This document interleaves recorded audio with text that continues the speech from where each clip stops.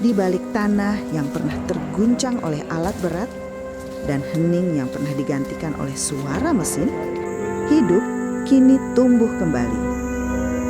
Inilah Arboretum Pasca Tambang, simbol harapan dan bukti bahwa rekonsiliasi antara manusia dan alam masih mungkin terjadi.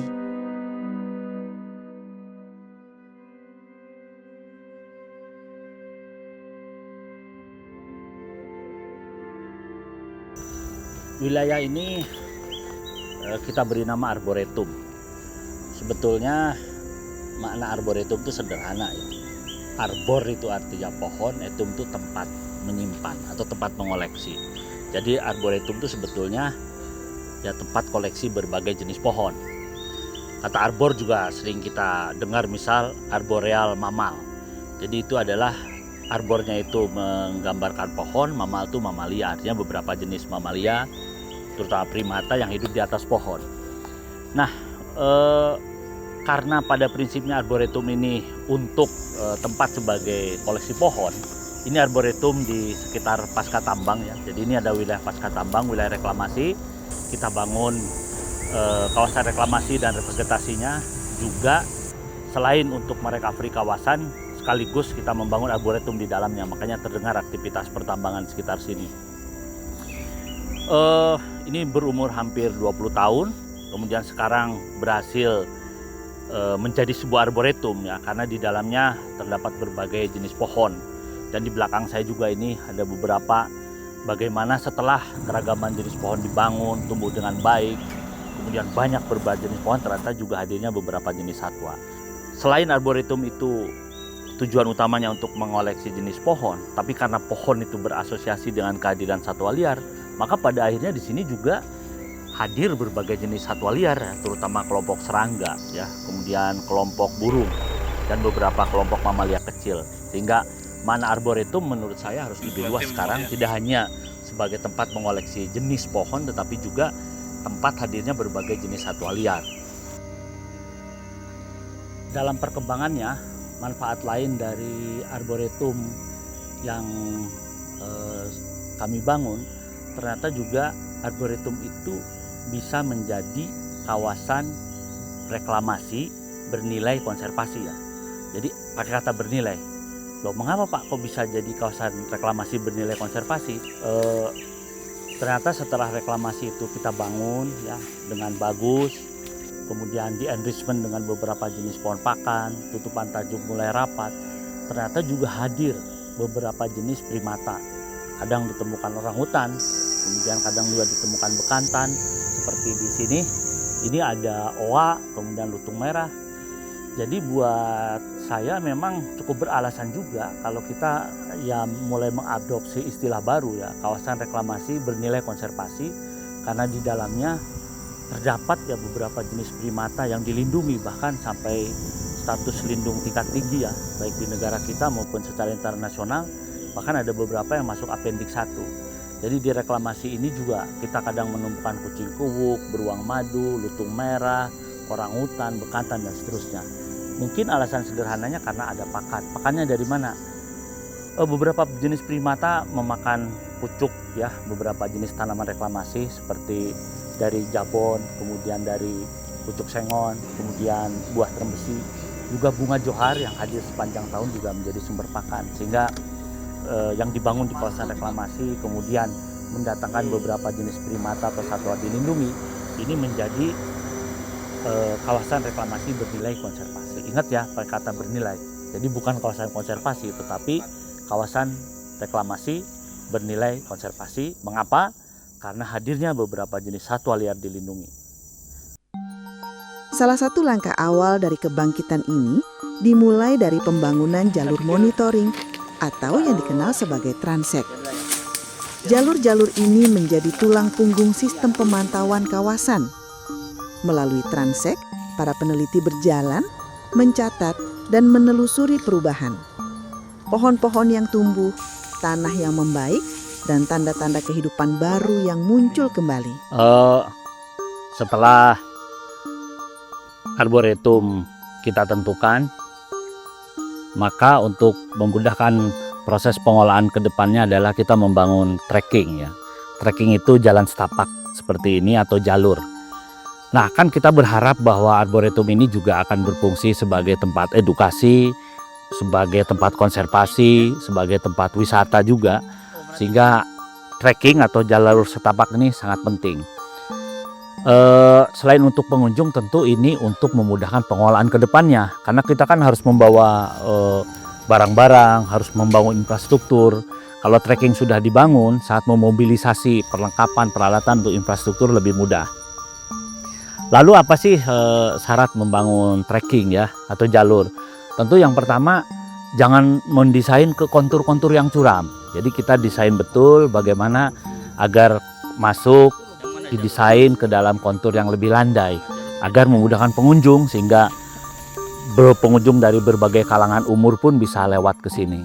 Selain itu, tentu yang paling utama untuk meletakkan trekking ini jangan sampai pada lokasi-lokasi yang mudah longsor. Kalau pada lokasi yang mungkin rawa atau mungkin berair itu mudah, kita bisa bangun jembatan. Tapi kalau mudah longsor itu kedepannya sulit membangun. Jadi itu tadi untuk trekking juga penting. Selain untuk pengunjung, trekking ini juga untuk memudahkan bagi pengelolaan kedepannya.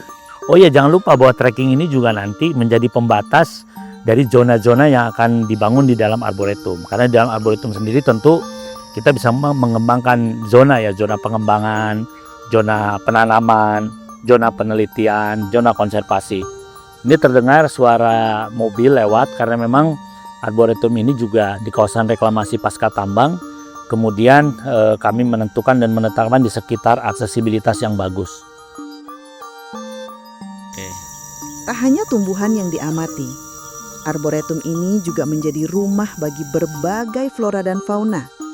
Dengan metode ilmiah dan alat bantu seperti kamera trap dan plot segetasi, dilakukan pemantauan rutin terhadap keanekaragaman hayati. Beberapa satwa langka termasuk orangutan, serangga penyerbuk hingga mamalia kecil, semua menjadi indikator keberhasilan pemulihan.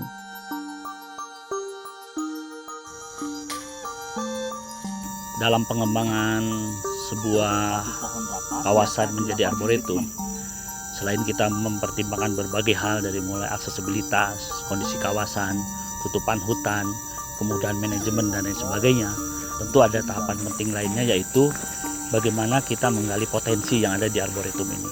Meskipun ini tempat koleksi jenis, baik jenis lokal maupun jenis eksotik, baik jenis slow growing maupun jenis fast growing, tentu kita juga mengidentifikasi potensi jenis-jenis alami yang tumbuh di kawasan reklamasi ini, terutama beberapa jenis pionir tingkat pohon, dan juga ada beberapa jenis herba liana ya, tumbuhan bawah. Kemudian juga kita mengidentifikasi keanekaragaman jenis serangga, keanekaragaman jenis burung yang hadir, keanekaragaman mamalia, juga keanekaragaman herpetofauna yang ada di dalamnya. Kemudian tentu untuk mengetahui potensi itu perlu langkah-langkah yang harus dilakukannya apa? Ya kita identifikasi, kemudian inventarisasi berbagai jenis biodiversity yang ada di dalamnya. Setelah potensinya tahu, karena arboretum ini juga tujuannya untuk proses edukasi, untuk proses wisata, untuk proses konservasi, maka bagaimana potensi hasil identifikasi itu kemudian diinterpretasikan ya dalam pelang-pelang informasi, kemudian interpretasi dari makna-makna potensi biodiversity yang ada di dalamnya. Jadi interpretasi terhadap potensi yang ada lewat booklet, lewat leaflet maupun lewat papan informasi itu penting, sehingga pengunjung atau siapapun yang datang ke sini bisa belajar ya, bisa melihat meskipun tidak melihat satwanya secara langsung, tetapi dengan informasi-informasi yang atraktif tersebut dia bisa merasakan bagaimana situasi kehadiran biodiversity yang ada di sini. Kemudian juga setelah itu semua, yang paling penting juga kita harus membuat roadmap pembuatan arboretum seperti apa. Misal tahun pertama apa yang harus dilakukan, menentukan kawasan, mendesain kawasan, membangun trekking, membangun infrastruktur.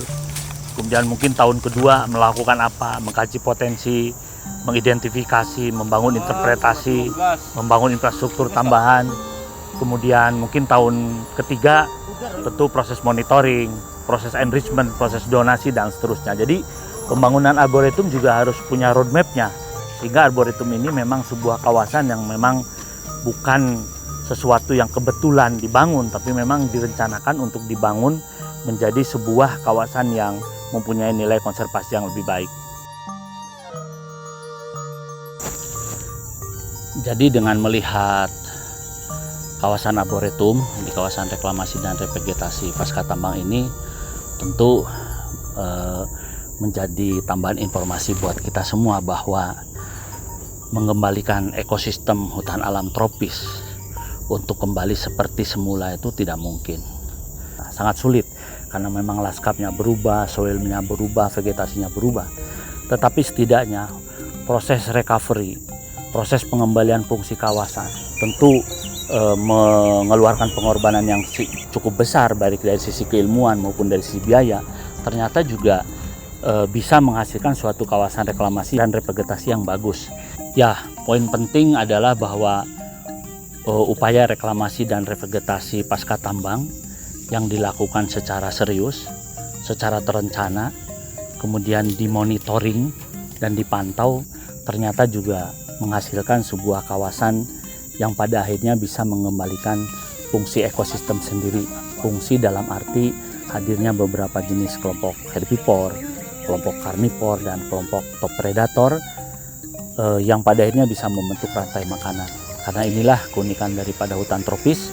Meskipun ini kawasan reklamasi dan vegetasi pasca tambang, tetapi di sini hadir beberapa puluh jenis burung, beberapa ratus jenis serangga, beberapa puluh jenis mamalia, sehingga upaya pemulihan, perlindungan kawasan reklamasi ini juga harus dijaga, harus dilakukan secara serius karena menyimpan potensi biodiversity yang cukup besar yang ada di dalamnya. Terima kasih. Dari tanah yang pernah digali, kita bangun kembali kehidupan. Dari arboretum ini, kita belajar bahwa alam selalu memberi kesempatan kedua, asal kita bersungguh-sungguh menjaganya.